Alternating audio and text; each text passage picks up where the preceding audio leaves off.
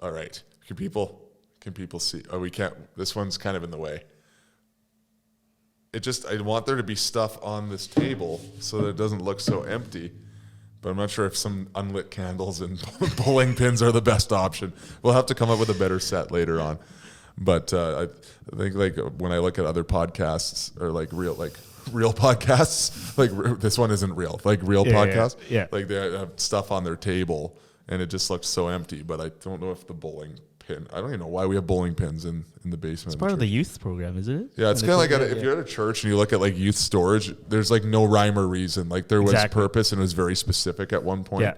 But it's like 5 years later, actually I think for most people that have worked in a church, like if you're a youth pastor and you like start and people start showing you around and you start going through the storage in your first couple of weeks at a church and you like try to decipher why these people why is there a cow costume?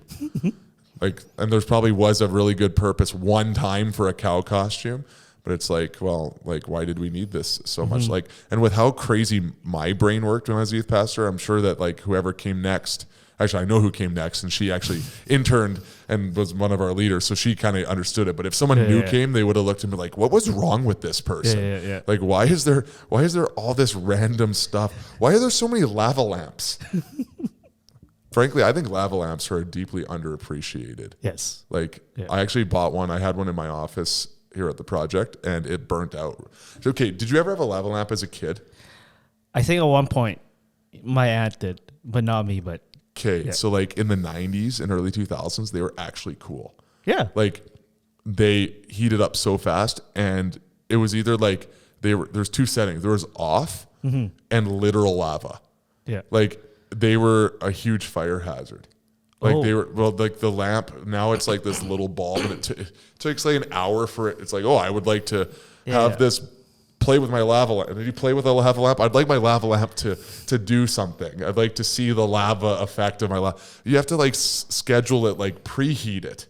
Like you have to like decide I'm going to turn it on an hour before because they had too many fires and like probably 3rd-degree burns on your fingers. They made it take so long. It took forever. A long time for it to actually like work. Yeah, when I was a kid, it was like 3 minutes. It was like the wax would just heat up super fast, but then you couldn't touch it. And I remember one time I went to like move it and I like burned my hand, which is probably why they changed it. But that's like, because we're in our like, you're a little younger than me, but like we only a year younger than you, right? So we grew up in a time where like playgrounds weren't safe, like crazy not safe. Well, I mean, they were safe at that time. Yeah, for all of us who survived, they were safe. But like now you go to a playground and it's like these, like they don't have sand, they have rubber pellets. It's like, I'm sure no kids are eating them. I'm sure those are good for the environment. There's no chance that birds are eating these rubber pellets or like it's getting, like we're worried about, with the environmental side of things, we're worried about microplastics and like those little beads. Remember for like 5 years, it was like every soap had these exfoliating beads and it turns out they're just destroying our ecosystem. Well, now all of what is happening with all these little rubber pellets that are at the park now? Well, do you remember? Birds aren't taking those and doing something bad with them. Do you remember when the parks were actually like made of wood, and we would get splinters? No, and like not just splinters, but like treated lumber, like chemical wood. I remember one kid got like a splinter the size of his palm. I'm like, this isn't a splinter. This is like you got stabbed. Yes, that's a stabbing. That's an unintentional stabbing. And swings and slides were rusting, and the best is the tall slide that you had to like walk straight, but it's like spiraled down, metal slide, and in the summer it was like 1,000,000 degrees hot. But I remember we had one at the camp that we were a part of, and I found out later that it was donated to the camp because it was too unsafe.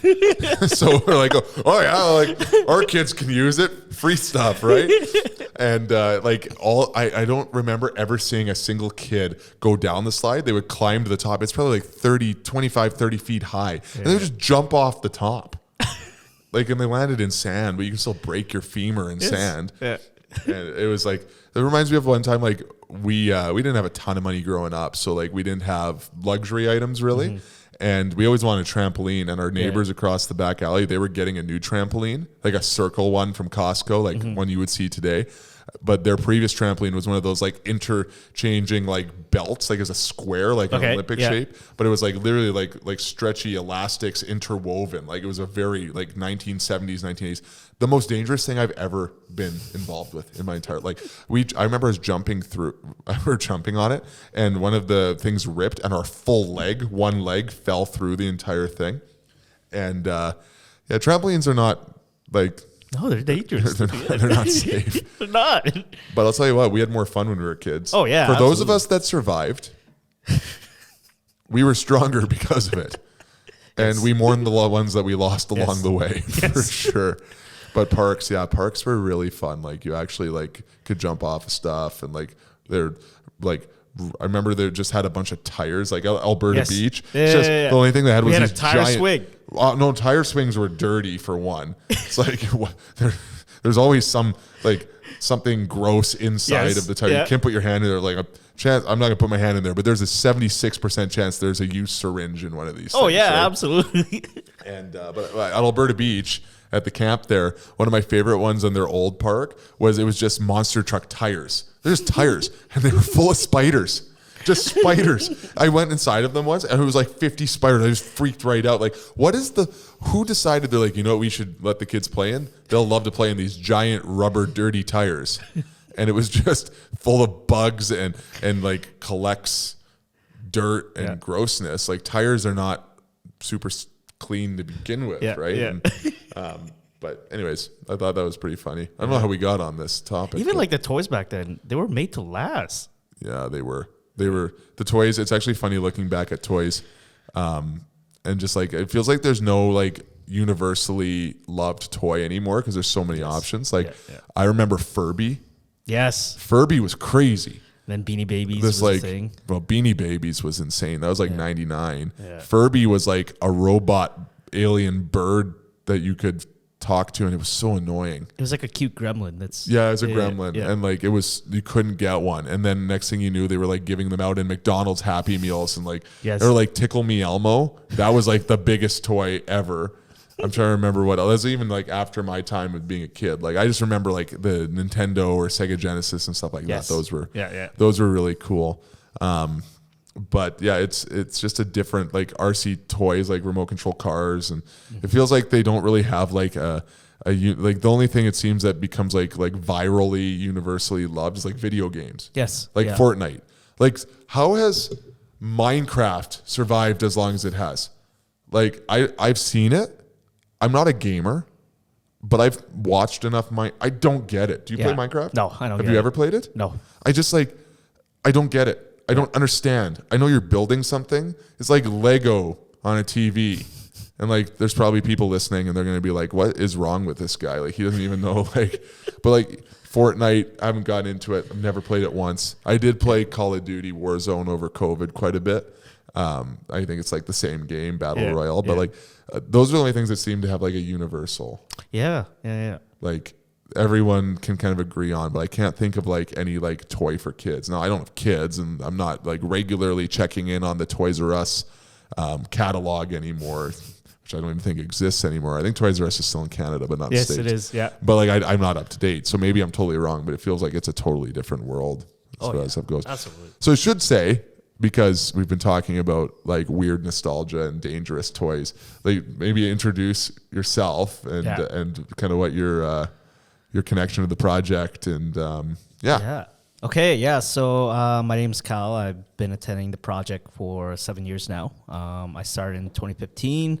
I was invited here by a friend, and this is really where I kind of got connected to not only community, but also learning more about who Jesus is and actually finding my faith in following him.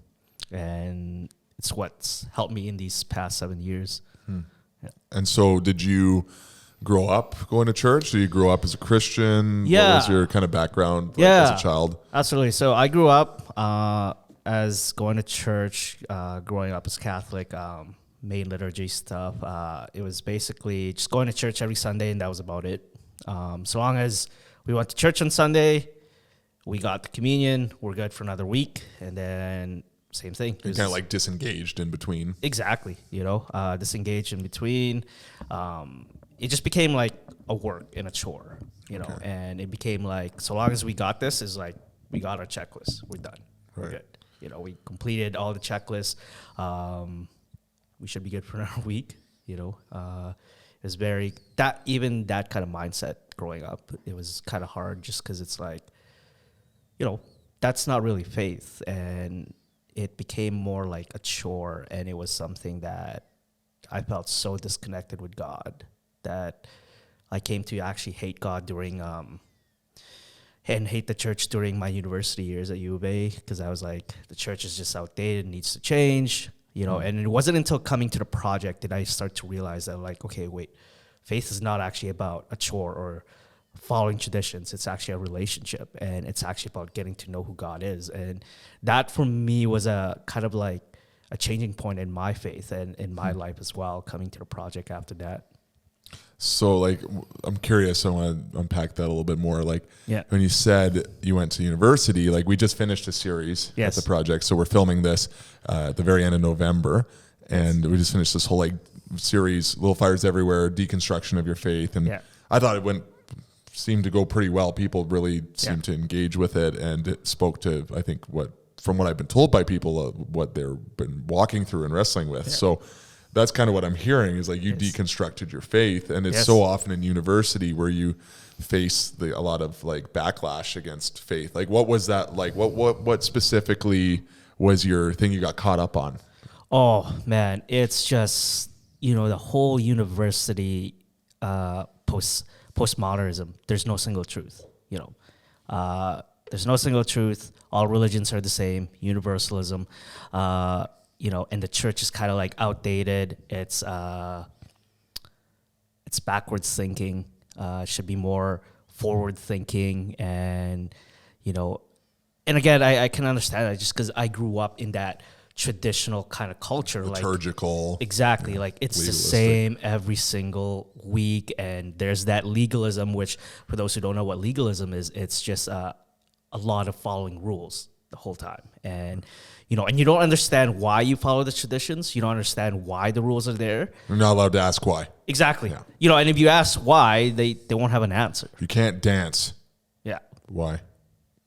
Jesus never danced that we know of, recorded, right? Like, yeah, exactly. And it's like, why? But really, and when you don't have an answer, it kind of creates like a lack of trust, I think, for people. Absolutely. Because if you're making up rules about something that isn't biblical or in the Bible, that isn't mandated by God, and it's like, or it's taking something that, it's making things more rigid than they even need to be, well, then you lose trust to people, and then they break down their trust of everything. Yeah, absolutely. Like, I remember when I started leading a small group here, this was in 2017, there was a guy who was same culture as me, grew up the same way as me, and he said and admitted to us in our Bible study group, he said, all your life you go to school, you go to university, and you learn critical thinking.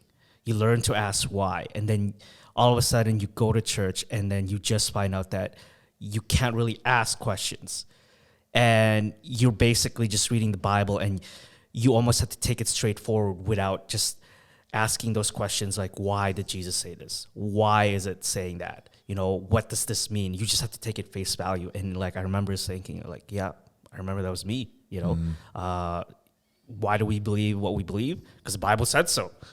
Okay, well, why? It's kind of like asking your parents why you have to do something. So because I said so. Exactly. You're like, well, like, that doesn't help me, right? Yeah. Like, I guess I'll follow the rule, but I don't think it's a good rule. Oh, absolutely. And then as soon as there's wiggle room, I won't follow that rule anymore, because I don't, any rule or law that isn't believed or valued on some level is probably going to be broken by the majority of people at some point. Oh, absolutely. And the thing too is, you grew up as a Christian as well, like doing apologetics, there's some people so for those who don't know who apologetics is, it's about, the defense of the faith, asking those critical questions, finding answers.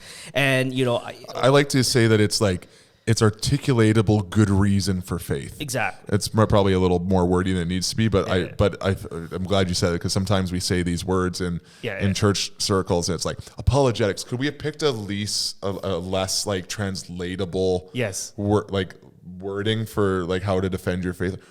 The world of Christian apologetics. Like, well, that's not how normal people talk. But anyway, sorry. Yeah, no, but you probably have faced this as a pastor as well. We don't need to do critical thinking. We don't need to ask these questions. We just need to have faith. Mm-hmm. And what's interesting is, you read the Bible and you see God saying, he's like, come to me with your reasons. Come to me with your questions. Come to me with your doubts. Mm-hmm. And then we have people in our Christian community, and it's good intention sometimes and stuff like that, but they just say, just take it with blind faith. It doesn't matter where you grew up traditionally or not, or whether you grew up in a Protestant church, less traditional, but you see that kind of like mentality in culture sometimes where it's just like you just need blind faith. You just need to take it. Face value all the time, and even with the topic that we're gonna do today, that comes with it too. Yeah, I always say, I can't steal this quote and say it's mine. One of my favorite musicians, lead singer of a band called Thrice, he a long time ago said that there's no such thing as blind faith.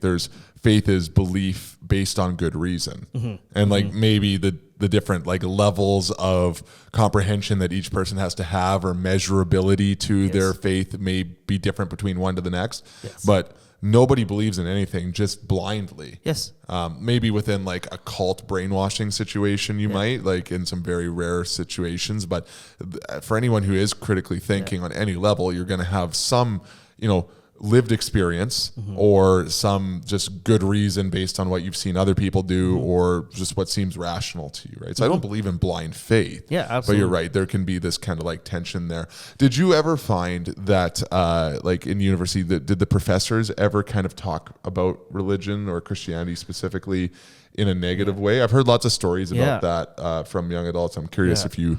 I find that more now in university, but when I was going, especially when you take a history class, you will find, and you study ancient cultures and ancient histories, you will study ancient Judeo and Christian history. They will mention that Jesus was an actual living person, and this is in a secular university. The only thing that they will shy away from discussing is the religious aspect. Did Jesus actually say who he says he was? But you will find the discussion that Jesus existed and that he was a good person. So far in my education experience, I have not seen that yet, where I had a professor kind of shined a negative light in Christianity. It was more on my experience and who I hanged out with at that time, in their views that kind of shaped my mind and my thinking at that time, and my kind of bitterness and resentment towards the church. And then probably just continue to like emphasize to strengthen your like kind of negative feelings towards it already. Absolutely. It was just like reinforcing it. Yeah. Yeah, and that's seems to be like, it seems like I think that's probably like not fair to pin down all institutions as being the same way. Like probably it's probably a professor, like take any job, you take 100 of them, there's going to be a percentage of those people that are jerks. Oh yeah, right. So it's not just, I don't want to be like all professors and non-Christians are just horrible and ruthless to people who have a different worldview than they do. But there seems to be an increasing, like as a like statistic, there seems to be. Whether it's anecdotal or not, an increasing amount of negativity and animosity towards people that would even dare to suggest that they believe in something beyond, pure scientism of this like baseline, what you can measure, what you can see. So I guess like that's interesting. And so I guess you come to the project, you connect in 6-7 years ago, and you start taking your faith seriously, and then somehow you end up feeling called to go to Bible college. Yeah. How did that happen? Yeah. It was, after I accepted Christ, so it took a while for me. Like I started coming here 2015, hearing Thomas back then, David Olson, the pastors back then, and, they're talking about Jesus. And I was like, already been there, done that, already accepted him as a baby, baptized as a baby. I should be okay. You accepted him as a baby, or you accepted? That's what I thought. I was like, oh, I was baptized as a baby. Oh no! I thought you were saying you accepted him as a baby. I mean, to baby Jesus specifically. Well, if you look at the Spanish culture, there is a baby Jesus. That they pray to and worship. Oh, really? Yes, yeah. And you look in Spain, you look in Mexico, and you look in Philippines. It's called Santo Niño, which is Holy Infant in English. Okay. So it's a baby Jesus that they worship. And if you go in Philippines, it's normal custom to enter a home and you will see a little statue of a baby. Right. Jesus. I've seen quite often in those homes that would subscribe to that. Yeah. That's interesting. That's kind of like, correct me if I'm wrong. I don't want to, allude to things that I don't know, but that there's kind of multiple, not deities, but like almost like religious figures within there. Like, different saints and stuff like that who have, I just remember watching a documentary on drug cartels and the really interesting kind of like they're Christian religious, they're murdering everyone, but they very deeply value I won't say a Catholic belief, but like a pseudo-Catholic, like there's elements of that, but like there's the saint that they would all wear on their chain because it was like not the gangster saint, but like kind of had some like protection. And does that make sense? Am I on the right? Yeah. So what's interesting is if you actually look this up, like I love looking this up because in Philippines where I grew up, where I was born. Oh, you were born there? I didn't know you were actually born there. Yeah, I came here when I was 7. Okay. So, there's that element very strongly in there. So every saint is a patron of something. Right. And in Philippines, every town, every city has a patron saint. And if you go to their church, you will see in the middle of their altar, it's usually Jesus is on the left or in the right and Mary's on the other side. And then at the altar at the very center is that saint. So, and if you want to pray to a particular saint, so for example, like let's say you're a fisherman. So the patron saint would be Saint Peter, Peter, the first pope. You would go to that town and pray to Peter for whatever, safe trip or, good fishing. So there's almost that pilgrimage that you see from ancient Rome, ancient Greek, where it was kind of like each city, each Greek state had their own patron god, and they had their own, kind of like patronage. And if you wanted to, in the olden days, in that culture, if you wanted to pray to that god for something, you would make that pilgrimage. It's very much the same in Philippines. So, I remember attending a church, I was just visiting, I love looking at the architecture. I love looking at the art. And Augustine, which is one of the church fathers of the early years of the church, he wrote a lot of doctrine and theology. He was at the center of their altar, and there was a statue of him, and then Jesus was at his right and left. Mary was on the other one. So if I wanted to make a pilgrimage to, let's say, I don't know, get good grades in Bible college, if I was I would have made that pilgrimage to pray to Augustine. Wow. So. I would never guess that. Yeah. No, I'm not Catholic, never have been, never taken any real in-depth courses on it. But it's interesting that that's like totally different. You see that very much in the countries that have been influenced by Spanish culture a lot. Right. Spain, we don't see that often because Spain is going more secular. But they have that traditions as well. And right, Mexico, like Brazil and those places are still very exactly. Yeah. Wow, it's very interesting. Yeah, I wouldn't have guessed that. Yeah, a lot of extra like moving pieces. Hey. Yeah, wow. Absolutely. So you grew up with all that. I did, yeah. So then you end up going to Bible college. Yeah. And was that like a culture shock situation? Like, was that hard to navigate? All of a sudden, it's like less about these relationships with, I don't want to say other gods, but like other, interactions with these characters within the religious ethos. And now you're going to like, hey, it's just you and God. It's just you and Jesus. Like, exactly. Because I went to Bible college. So, I came here in 2015. Took a year for me to actually accept Jesus. So 2016, May 28. And then that's when I started to get involved with Hope City. And I started to be their youth leader. And I started to see the other side of ministry. And that's when I started to see like, okay, I actually like doing this, and I was a teacher at that time. And, I start to feel a calling to go to Bible college. I remember, I think, what was it, August 2016, Brett, actually our worship pastor, was my first small group leader. And it's funny because for like half of the semester, I did not know that he was actually the guy singing at the project until I heard him speaking, not singing. And then I was like, I recognize that voice. And I actually look and I was like, oh, it's my small group leader. I didn't know he was the worship pastor here. But we went for Brewster's one day and he was talking about Vanguard. And I was like, oh, what's Vanguard? And he's just said, it's the Bible college here. And I just remember like looking at him and I was like, we have one of those? And he just laughed and he's like, yeah. And then that was kind of like, kind of the spark. And then I met Tammy when they came here for one of those youth, what do we call those youth nights where all the youth from different churches kind of gathered in one church? We used to have those kind of thing. It's called the worst thing to go to as an adult. Youth retreats. No. Youth rallies. Youth rallies. Yeah. I call them the prime opportunity for like deodorant to make. Yes. To make big sales pitches. Yes. Like we need like Costco flats of deodorant for those, or all-nighters. Those in youth ministry, youth groups. Yeah, those are fun. I love them as youth, but as an adult and as a youth pastor, you're like, oh my goodness, I'm gonna die. But Tabby, who's now our children's pastor, she was the Vanguard, one of the Vanguard directors, and she had a booth at that time. And I remember her speaking to me. And if you ask her the story, she'll still remember it. But that kind of like lit a flame in me that I was like, okay, I actually want to try this and go to Bible college. But obviously, still growing up from that culture of Catholicism, even when I was in Bible college, like, there were still times where I was praying the Hail Mary. There were still some times where I was like looking at saints and stuff like that, because there was still some stuff that I grew up to and that I took with me in my new relationship with Christ. And one of the big things was basically still having that mentality that it's got to be a work base.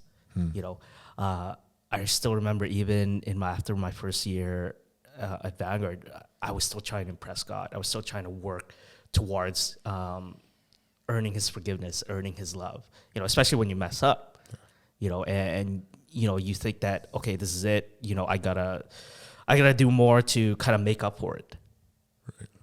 Right. I guess I like what you said there with, like you still had things that took some time to kind of navigate what to keep. Because I don't think think sometimes, and we get really dumped on as Christianity, especially in the sense and Abby talked about this in our November series, talking about like evangelism and outreach and missions being toxic charity. And like, don't get me wrong, like I'm sure like Philippines and any of those like Spanish, more Catholic countries had some real bad examples of ministry and some probably historical hurts that I am not even aware of. But this idea that we have to just figure it all out at once. Like, it's like, okay, Jesus, come into my life, Jesus. And now my entire Christian understanding, my theology is perfectly aligned and I'm going to completely change everything about myself. And the reality is, especially like that wasn't just a theological change for you. That was a cultural change for you.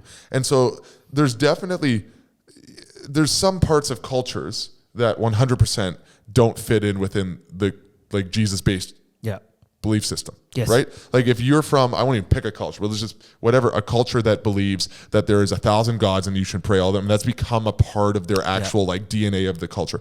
That part is not translatable. That is against the primary theology that Jesus is there's one God, Jesus is God on earth, and for forgiveness comes from the cross, the most important things.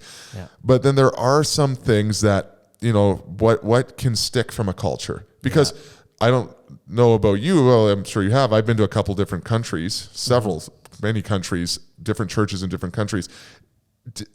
Same songs, actually, same tune. It's kind of weird when I was in Thailand and I could hear like a song I knew in English, but it was in a different language with the same melody, and it's the same song. And you're trying to like, your brain can't really process this because I don't know the words. It just sounds like, gibberish to me with the tune of the song I've heard before. But that's one of the coolest things about the global church is like we're all kind of doing the same thing. But there are parts of that culture that don't have to change. But maybe we've taken the wrong approach before of being like, hey, we need to change everything. If you don't look exactly like Christianity in 2022 in Canada or in America, if you're not exactly like we're doing it, if you don't do communion, if you don't do baptism, there are gray areas within the actionable elements of what a Jesus-based life looks like and what the church functions as. If I go to the Philippines outside of, or Thailand in my experience, or Vietnam or some of these places, that outside of just different language, there is different cultural realities to the church. And that doesn't mean that they're not following Jesus. Now, I'm not certain that like Hail Mary is a long-term fit. But I think one thing that we ourselves and in our how we teach Jesus and religion and church and pastor people is that like it's a process. Yes, absolutely. And it's not like if you have recently accepted Jesus, you won't look exactly like him. And you're going to have to navigate and seek Jesus and read the Bible and wrestle with the things in your life, the patterns. And it's funny because you could probably go 5 years and not know that there's a part of your life that might actually be a sin or maybe it's not, maybe it's extreme, but it's not congruent with a Jesus-based life. Absolutely. And it's small and it's something that you grew up with or it's your family or something like that. And what we don't understand is that like we talk about the term discipleship, right? And it's just a Christian word for like looking more and more like Jesus every day and trying to follow those patterns.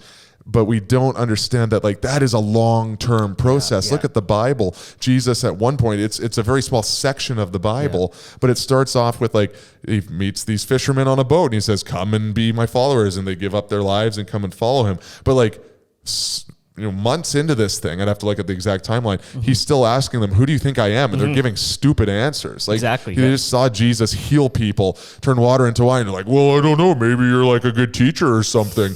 Well, and like, but it took time. If they were walking and living with Jesus, it's going to take time for us as well. So I just thought that was like that's a whole other tangent. But we need to be patient with people. Patience with yourself doesn't mean laziness. You need to look like Jesus as much as you can, as fast as you can. Wholeheartedly, truthfully. But it's not always linear. And sometimes, you're going to have to navigate your family's culture. You're going to have to navigate your history, your own predispositions towards things, your past traumas and your hurts. And I have patience for people who say, way more patience for people that say, I'm still figuring this thing out. As opposed to people who are like, yep, nope, my life is good. 180, no problem. I love Jesus. Can't do anything. I sin sometimes, but not a lot. So there's this perceived, and I think that puts pressure on people. Well, I'm not a good enough Christian. I'm not either. None of us are. I'm in the process still. I wrestle with my faith. And that's good. And you'll kind of like go back and forth. Anyways, I'm getting too excited about this, but I love that. Because you're still figuring it out. Oh, absolutely. Even the topic that we're going to discuss, I know we kind of we will. I know we kind of went on a tangent here, but we are getting to something, but it's a wrestling process. So one of my mentors, his name's Dr. Kingsley. He was my Bible college prof. One of the things that he told us that still stuck with me in class was, even for him, who is so educated in biblical theology, he can like read Hebrew in Hebrew and preach and translate it in his head. And that's just how smart this guy is. He's very smart. He speaks 14 different languages, has many masters and PhD, but he tells us that it's okay for us to wrestle with these questions, to wrestle with our faith. And I'm pretty sure he's done that. That's how he's got to where he's at, because, we need to ask these questions. We need to, we can't shy away from our doubts. Again, God's not intimidated by, our doubts. He actually says, like, come, let us reason together. Let's take this journey together. And I love what you said about, it's a process, because my favorite verse is 2 Corinthians 5:17, where he says, we are a new creation.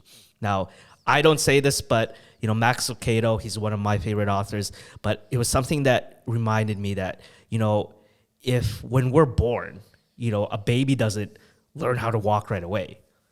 It takes time. And the parent, if you're raised with a good parent, they're patient with it. It's the same thing with God. We're a new creation, but he's not expecting us to run right away. He's patient with us. He's there's some times where we're still learning to walk in this certain field or this certain area or habit. And yeah, we're going to stumble. But he's not going to be like, oh, you stumbled, how dare you, kind of thing. You suck, go away. Exactly. No, he is like, as a loving parent, he says, let's get back up again. Like, let's try again, and it is a process. Yeah. No, and that's great. I think that's what a lot of people need to hear. And that's the opposite of legalism. Yes. It's an honest pursuit. Yeah. And doing your best. Yeah. And not using it as an excuse to be lazy, but to do your best and to figure it out. And that's the beauty of the journey. Yeah. It's following Jesus is a journey. Oh, absolutely. And you stumble along the way. And I think that church, and one of the things that I try to do as a pastor, and I know the project aims to be, is to have patience for people where patience is worth having, and to be honest and call out. In my life, I needed people to at times be patient, but at sometimes be like, hey, grow up. Yeah. You need to figure this out. You know better, right? Yeah. But I guess so I'm thinking about like what we want to talk about, which is mental health today. Yeah. So like here we have you, this person who's fairly well adapted to life. You have you're teaching, you have a university degree, you're grown up, and you've been to Bible college. You've had a pretty I say honestly, truthfully miraculous kind of like intervention by God and the Holy Spirit in your life, where your trajectory of your worldview and your life and the church and your community has been changed. It sounds like you got it together, right? It sounds like you're on the right page. And I know from knowing what we know and knowing just from my own experiences in life as a pastor, like that's just never true. But it can be the thought that, these people have it together, and they're never wrestling with their faith. They're never doubting their faith. They're never struggling in any way. Almost like, and that's what happens when people see you either, on a podcast or on the stage or leading a small group or just super active. And they think, these people are spiritual giants. I don't know if that's a real thing, but spiritually just together. But you don't realize that there's a lot of the surface looks calm and looks like it's a beautiful sunny day, but underneath there are terrifying things happening, or just like a world of chaos underneath. And so I know when we're talking about mental health, I've struggled with anxiety at times, and I've talked a little bit about that, and I'm open to this discussion, but want to hear about kind of your recent story. Yeah. So it's actually good that we kind of went off tangent a little bit, because then it gives this podcast is never linear. It will never. I am ADHD. It's like you're walking faith. It can't be linear. It's like I am ADHD personified, and it would be like, okay, well, we're talking about this. So like, have you seen this video about a cat that jumps on another cat and it causes a car accident, or some internet commercial that I saw on TikTok? Anyways, before I get on another tangent, let's get back to that. But it's good because now you can have a bit of an idea of what I grew up to, and talking about mental health, it kind of ties in.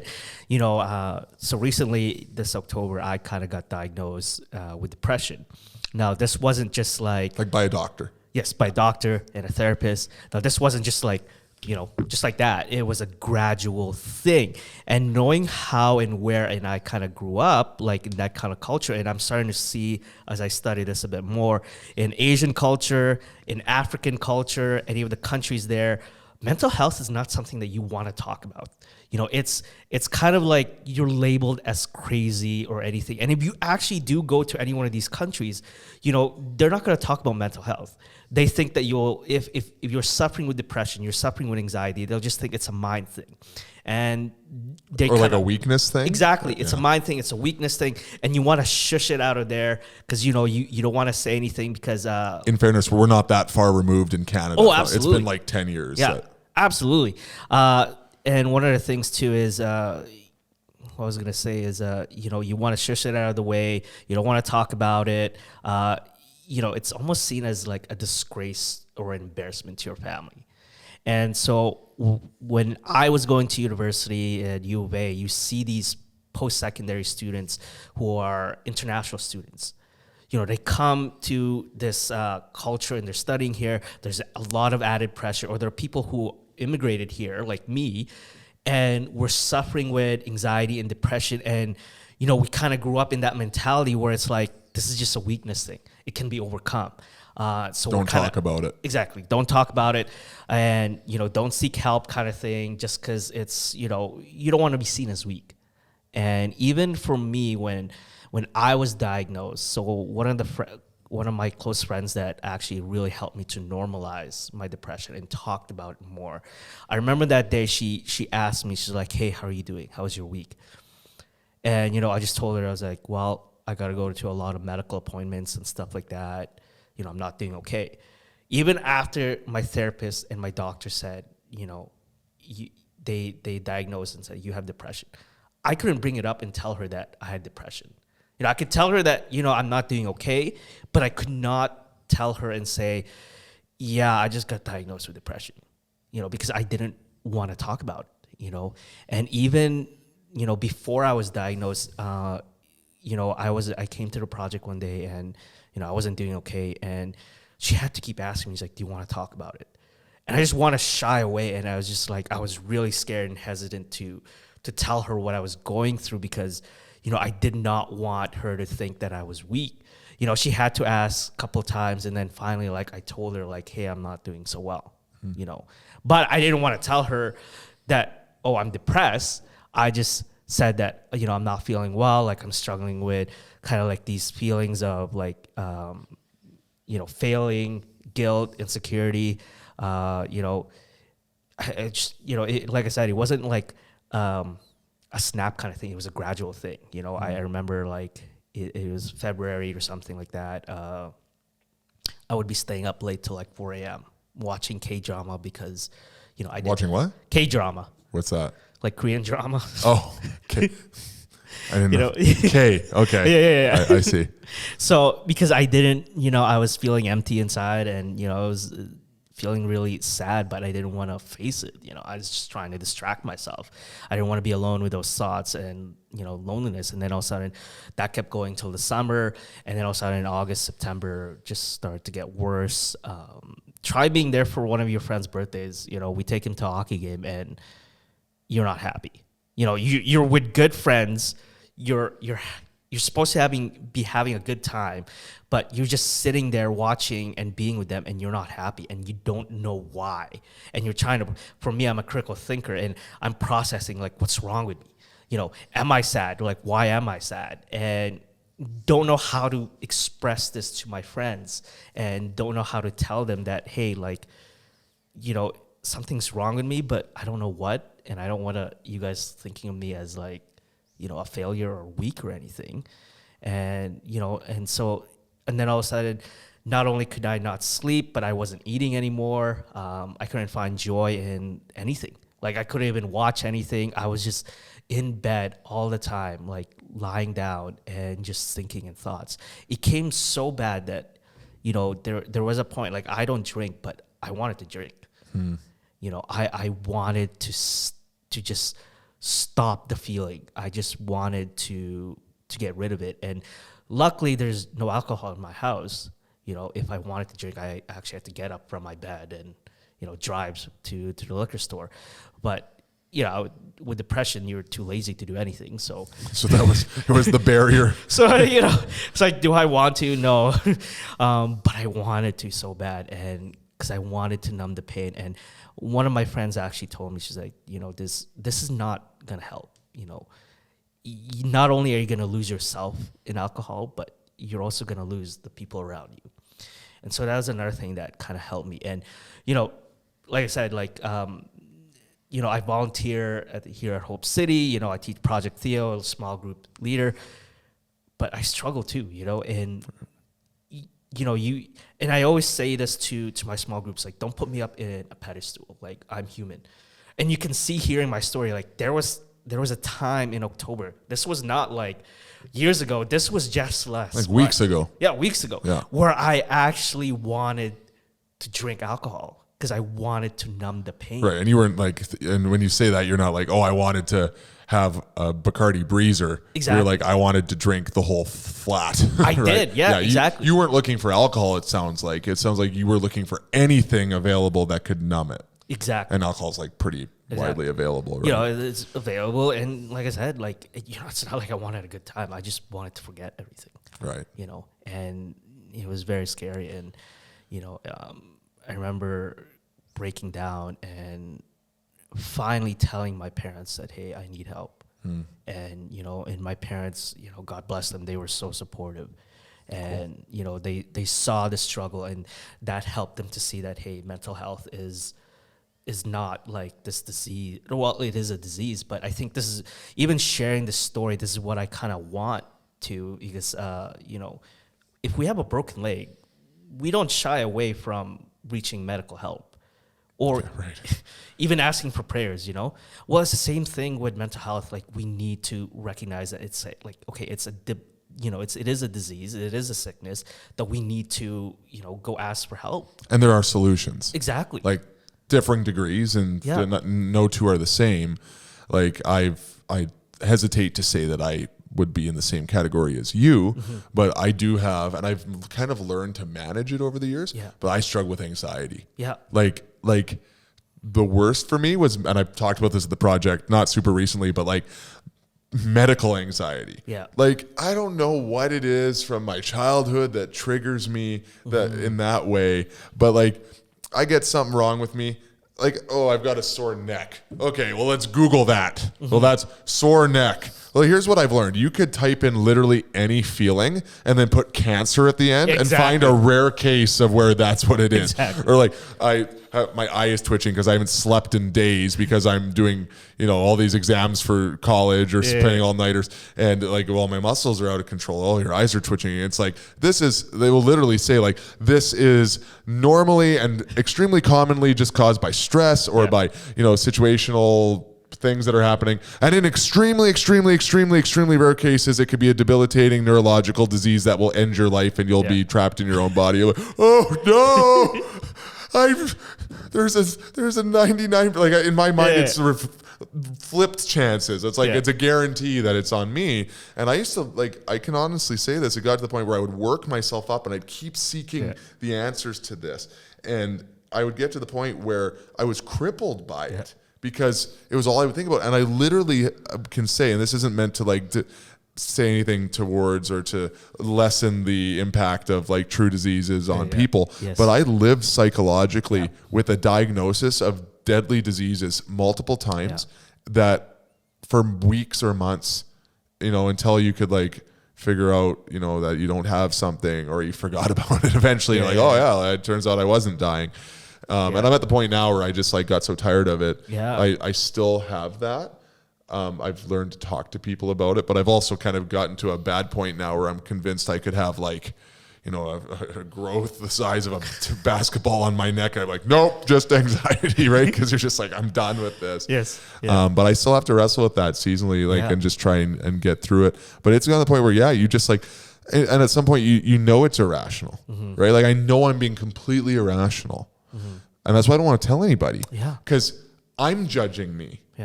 So if I'm judging me and I already know how like crazy I can be at times, or in my own mind, like I think I'm just a little crazy at all times. Not in a negative way, but I just know my weaknesses. And if I'm not patient with myself, well, then if I talk to Cal about it, he's going to judge me. Right? Is that kind of oh, absolutely. Like, and it's not that I think that we just need to like constantly make our depression or our anxiety or our mental health our personality. Because we're so much more than our weaknesses. Oh, absolutely. And I see that sometimes too, where it's become this, well, this is what I am. And I can never be more than that. I'm defined by my mental illness. But like, so you've identified, you have not just depression. That's the hard thing about depression. People, for me, I have a hard time saying I have depression, or if I like had been diagnosed with it, because depression inherently, historically, and just in most situations, maybe less as this whole conversation has kind of evolved over the last couple of years, it's a feeling. Like, depression is a feeling. Like, I was at the Oilers game last night. They tied the game with 3 seconds left, but we got scored on with 5 minutes left. I was depressed. I was upset. And that's not a misuse of the term. I was depressed. But this is a different thing, and it's almost, I think, does a disservice that we've called it, I have depression. Well, we all have depression and in situations. But this is different. This is a chemical imbalance or a rewiring or something like that, right?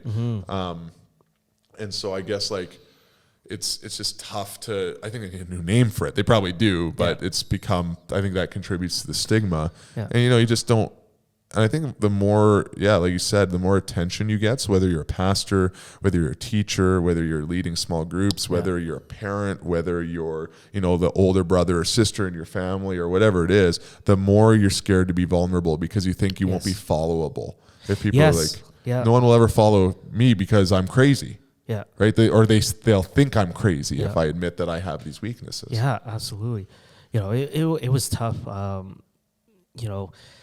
Even after being diagnosed, it was still tough to talk about it. And again, I was very fortunate to have a friend that she always asked me every week. She said, how are you doing? How are you feeling? Are you doing okay? And for me, it helps so much to have that because it started to normalize that for me. And she sent me this link one day where I wasn't feeling really, really good. And then I finally reached out to someone and I told her like, hey, I'm not doing good. For me, that was the first time just telling her, I think that was the first time just telling her is like, hey, I'm not doing well right now. And she finally just said, hey, like, don't hesitate to reach out. Like, I'm glad that you did. And, she sent me this link of this doctor in the States where he's a med student and he's now in his first year of, as a doctor. And Dr. Phil? No. His name is Jake Goodman for all this. But last year, he made a video where he actually went out and said, hey, I'm a doctor and I struggle with depression and anxiety. I go for therapy and I take medicine. And, all of my other peers, like my colleagues, don't want me to make this video, but I'm doing it because I want to help eliminate the stigma. And it was such a courageous thing for him to do it. And it helped me a bit because it's just like, okay, here's a doctor, a doctor that we look up to in society. It was like, oh man, they make good money. And hear him to say that he's struggling with his own mental health and he's coming out with it. It's like, well, that's really start to inspire me a bit. And, that was like about like middle of October or anything, but still, I was still scared to like, say anything to people, but seeing that and having my friend just talking to me, asking me all the time, like, how am I doing? And it just started to normalize like, hey, I can start to talk about this. And I think, after a couple of weeks, I started to wrap my head around it. It's like, okay, like, yes, this sucks. And I think sometimes when we're struggling with our mental health, we kind of need to recognize that, it's okay to say that this sucks. Mm-hmm. It's okay to feel this way. And, because I think often with our mental health, we try to distract ourselves.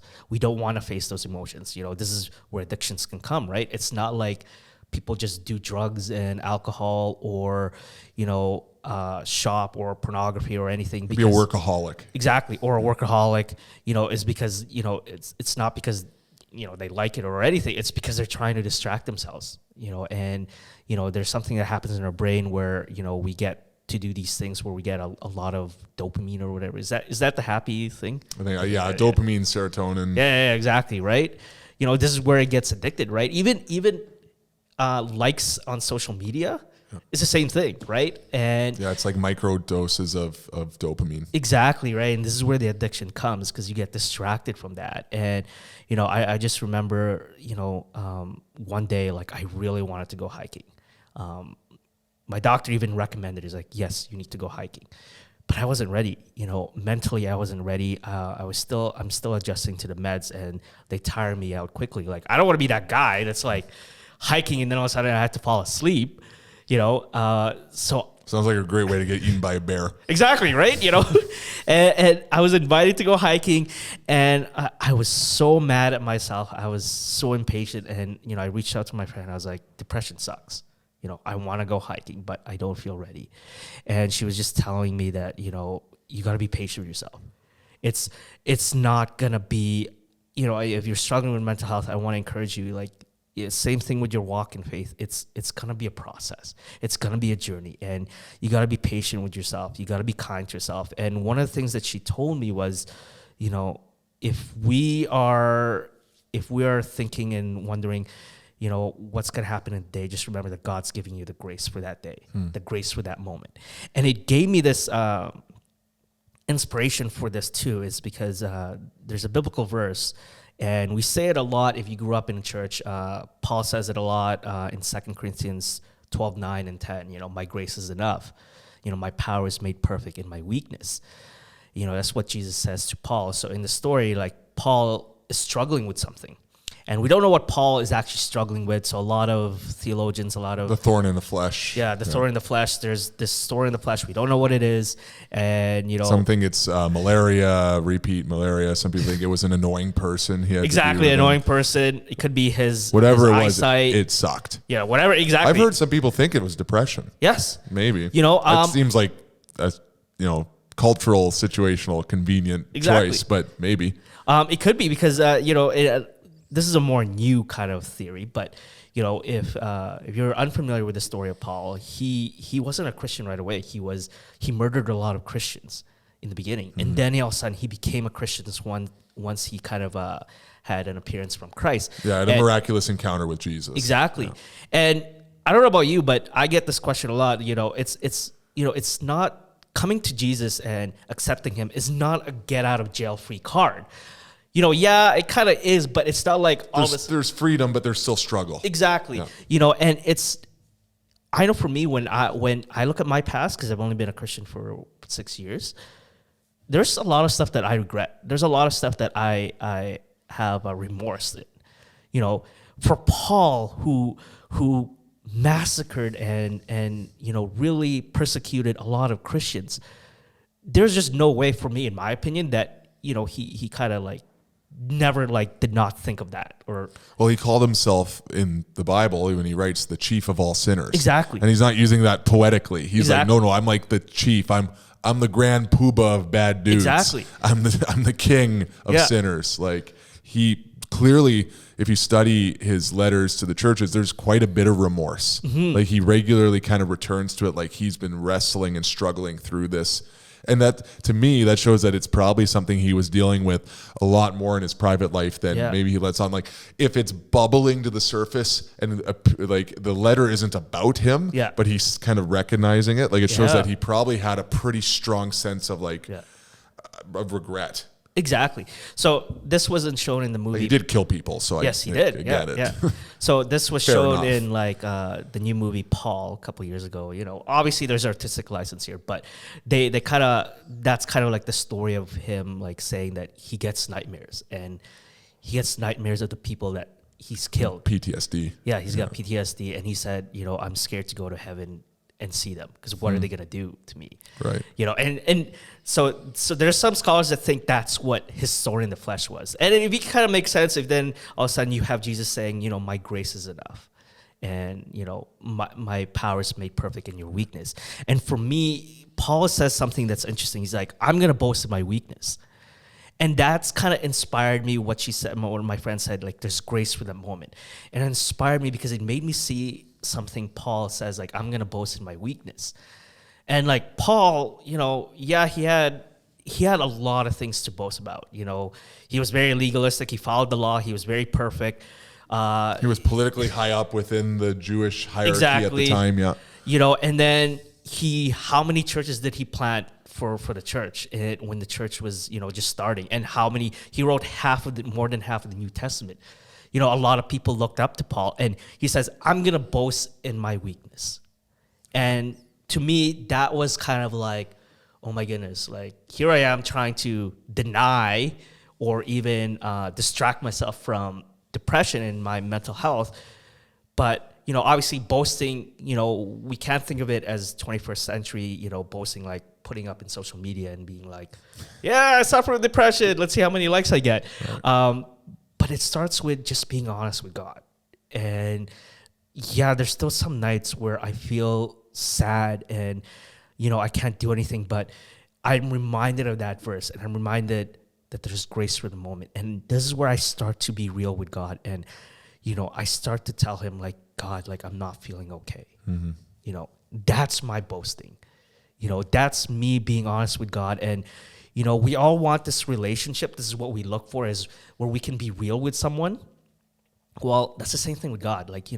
Being honest with him is is really a great start. It's not for his benefit, but it's for our benefit. Right. You know, when we try to deny these thoughts and these feelings away, we're just making it worse, because, you know, denial is never the answer to what we're feeling. It's honesty and forgiveness. And, you know, that's what I start to feel when I start to pray with God and say, God, like, I'm not doing okay. You know, I'm struggling with these feelings. Like, I don't know. And it's always amazing to say, like, in my experience, and I hope this will be an experience for you guys too, that when you pray and you're actually honest with God, you feel that peace that he gives you. And this is something that I love what our lead pastor here at Hope City said, Pastor Bill. He said, you know, peace is never the goal. It's a result. You know, it's a result of spending time with Jesus and praying. And, you know, I feel that peace. Now, it's never like this, you know, I guess you could say overconfidence, or like, oh, I'm gonna do well and I'm gonna overcome this, you know, for the whole month kind of thing. But it's that peace and that reassurance that, hey, I can get through this moment. And everything you're saying to me there, including that, it sounds like it's humility, right? And so, like, humility is a virtuous thing in society, but also it's a very, like, virtuous and, like, valued thing biblically. Yeah. But when you think of humility, I'm always thinking, like, oh, I'm not going to brag about anything. I'm not going to be like, oh, like, if I'm at the gym, guys, like, I'm stronger than everyone, or I'm in better shape, or I look better, or you know, if you're, depending who you are, you're better at sports, or you're smarter, you're doing better in school. Like, it's always about, like, self-promotion. Exactly. But what hit me when you're talking is, like, the whole idea of, like, I will boast in my weakness. That's actually, like, humility is not just recognizing when you're being cocky. It's actually not being humble enough to recognize that you can't do it by yourself. Yeah. Like, I think sometimes our arrogance is that we are strong enough because we're the masters of our own domain. We're the ones, we're the people, the creature, the animal, whatever you want to call it, that created the light bulb and created the internet. And we can overcome all these things on ourselves. But in our weakness, the reality is, like, that's an opportunity for Jesus to step in. Yes. So your depression, or your seasonal depression, your momentary depression, your clinical depression, anxiety, to me, it's not a sign of weakness. It's a sign of having an opportunity to recognize the need for Jesus in your life. And those will come at different degrees for different people. Yeah. But, like, I think it was Phil again, I remember a recent message where he said, like, every time you are stressed or you have anxiety, that's not a chance to, like, get down on yourself. That's an opportunity to pray. Yes. And it's actually a signal to pray. And I think that if you can train yourself to seek support from God and then people, like what you clearly have done, then you're going to be able to navigate those things. But you have to be humble. Yes. Like, humility is hard because you have to admit, I'm not enough. Yeah. And we grew up with this whole societal thing of, like, self-esteem building. And, like, we should all have good self-esteem. I think we should be nice to kids and make them feel good about themselves. I'm not saying we should have, like, all through elementary told them they suck and they'll never amount to anything. But, like, we do create this sense that you can overcome anything. If you're just tough, if you have the fortitude, you could be like a Navy SEAL and you can just, like, push through it. And there's people who can, some people more than others. But I think that's where the stigma comes of, like, actually you need help. But it's not always just medical. It's not always. Sometimes it is medical. You're taking medicine, and I take ADHD medicine. Like, it's a thing that happens. But the humility comes from recognizing that sometimes even doctors don't have the answer. Oh, absolutely. And that's not just a mental health thing. That's like I remember when I was dating my ex-girlfriend a long time ago, but she had and long story short, maybe I'll share it another time. I shared it on stage before, an autoimmune disease that nearly killed her. And her kidneys were at, like, I think 40% or something like that. Like, she was in big trouble. The only thing they could do was put it into remission through chemotherapy for 8 months and, like, intense intravenous steroids. Like, the worst stuff I've ever watched. Like, if anyone's ever had a family member with cancer or chemotherapy, you get it, right? But I remember at one point, it was the first time in my life where I realized the doctors were limited. It was the first time in my life. I always knew that there was only so much you could do medically, but there was a point in time where there was no medicine that could solve the problem. You know, they could mitigate, and it was looking really hopeless. And there's something that it hits you where you just realize that there is no other solution. The only one who can help you is God. Yeah. there's no science. It is not even an obscure. There's not even experimental science on this right now. Mm-hmm. We're just hoping. Yeah. And I know that different people have been in different positions with that. Yeah. But that's humbling. Yes. Because I can't articulate my way out of this. I can't go to a different doctor, get a second opinion.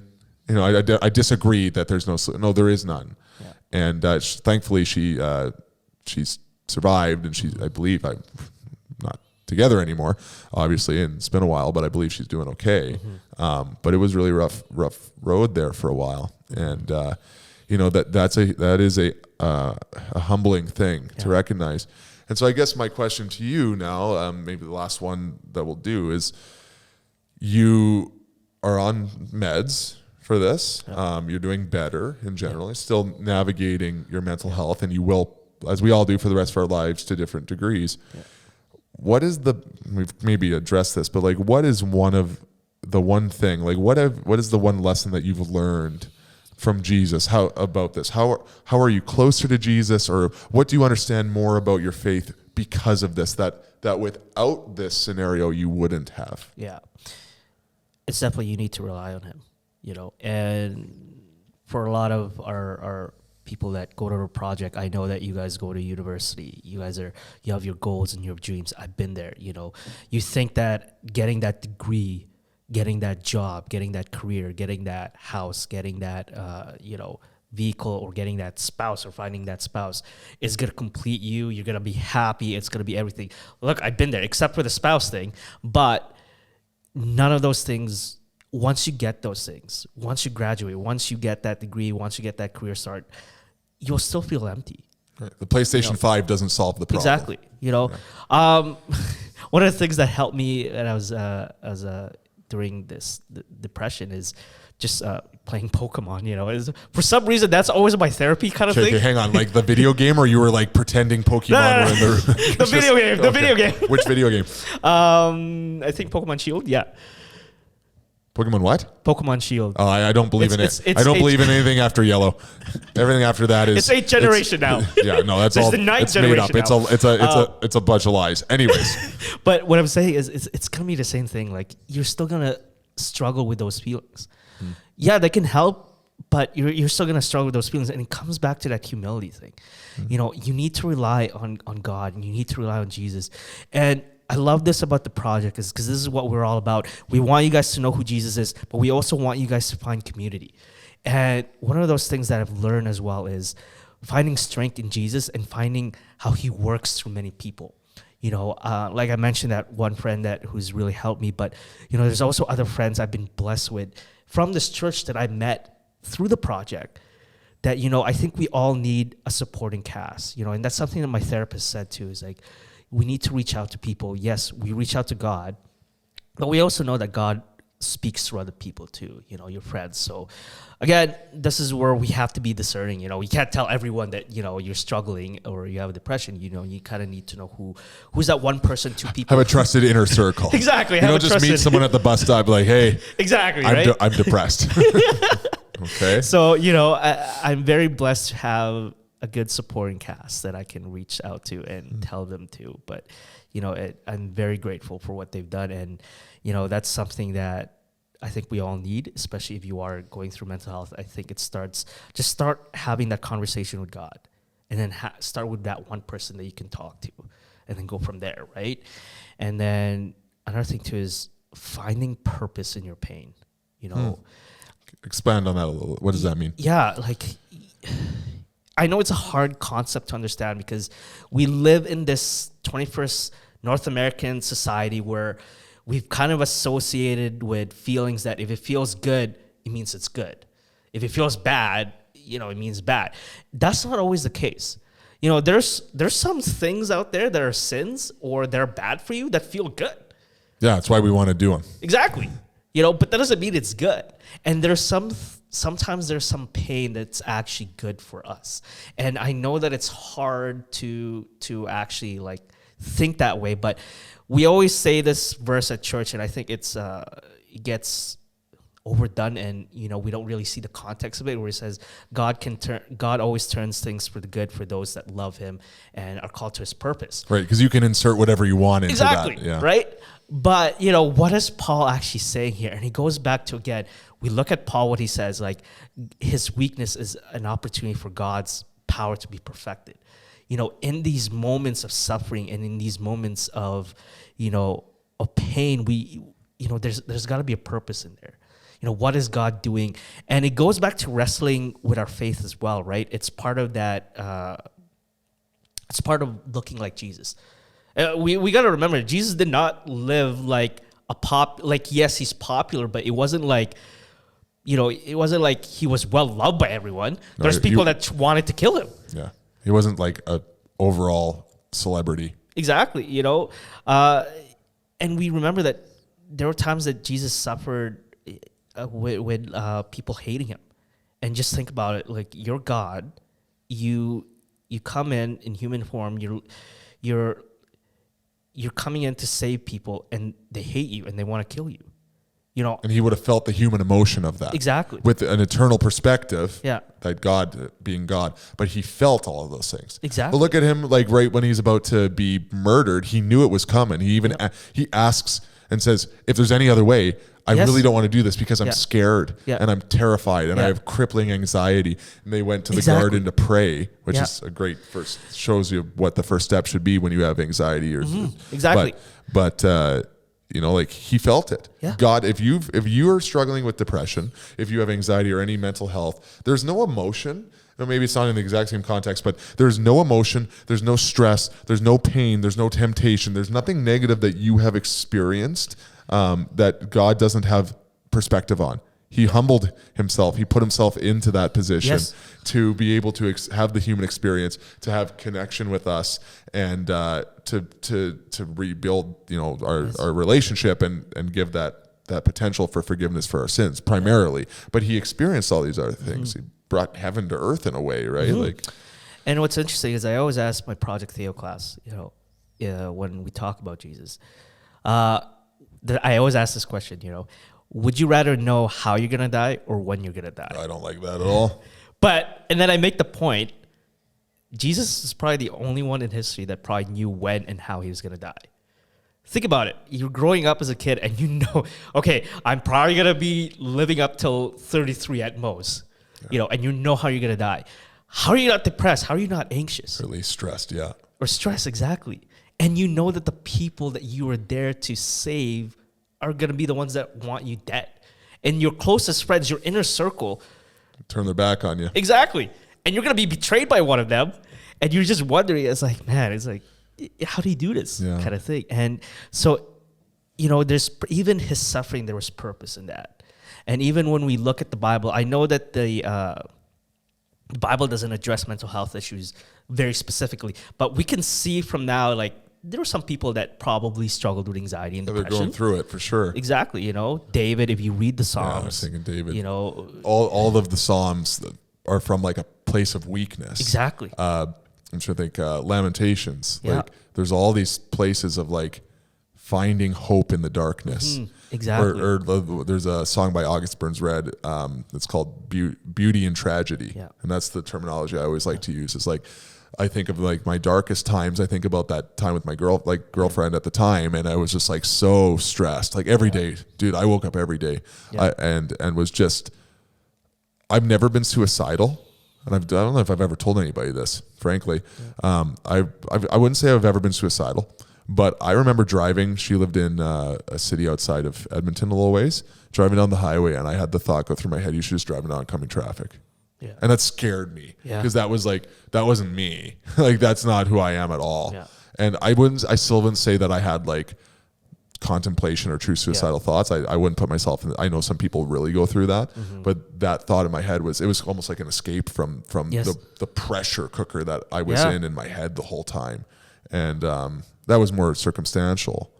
But no, I get it.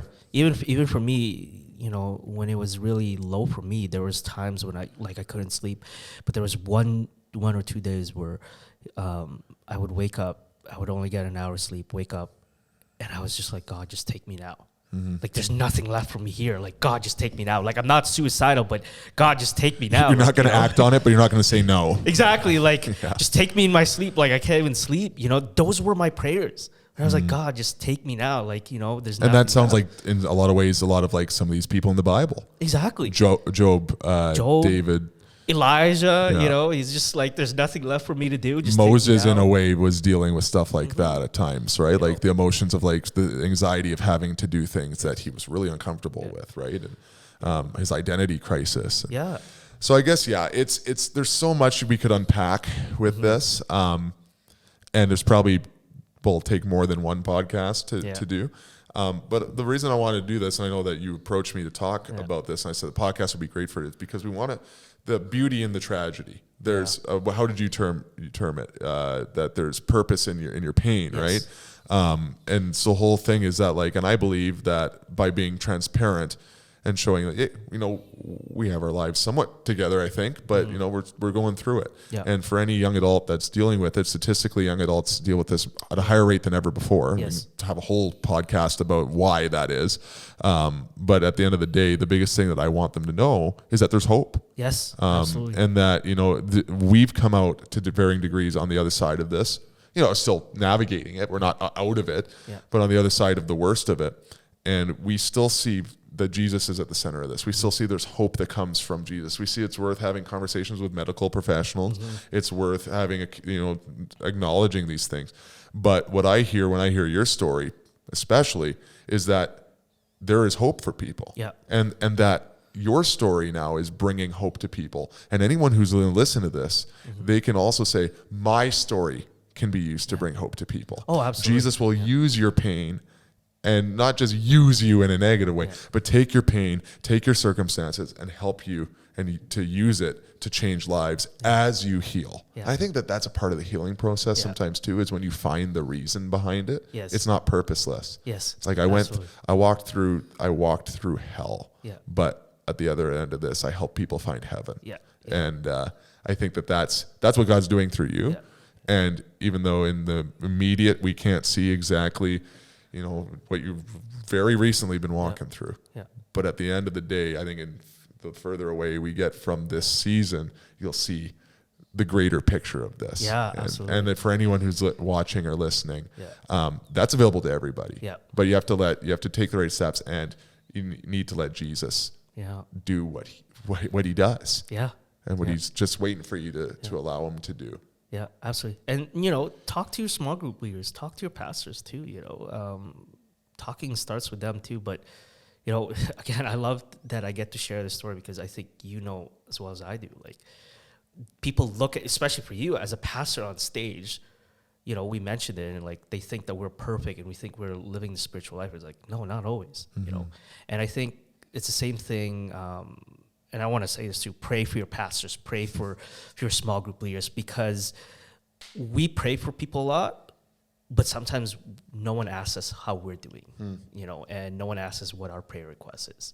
So this is why, like, with my friend asking me every week, it just felt so good, because it's like, oh, finally someone's like asking me. Like, you probably know this, like, how many times you prayed for people, but no one comes to you and be like, hey, Jeff, how are you doing, you know?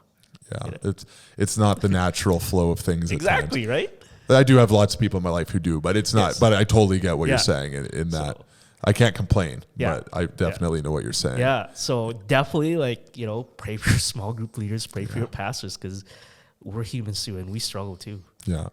Well, that's great. I want to say thanks for being honest and open. It's not an easy conversation to have.